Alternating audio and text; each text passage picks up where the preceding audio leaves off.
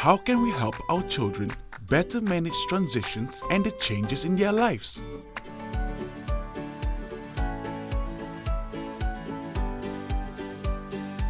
Here's a fun activity involving counting to help your child learn about taking turns.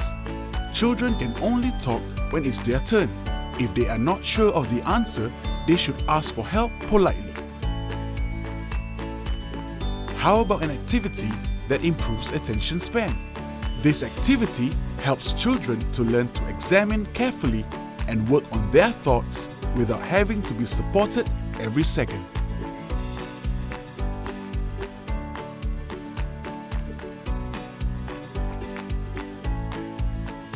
Now here's an activity that can help release pent-up energy or any suppressed emotions.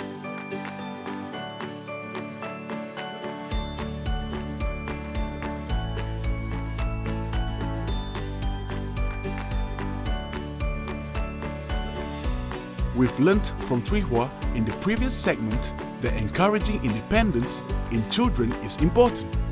How about letting them help out with simple chores?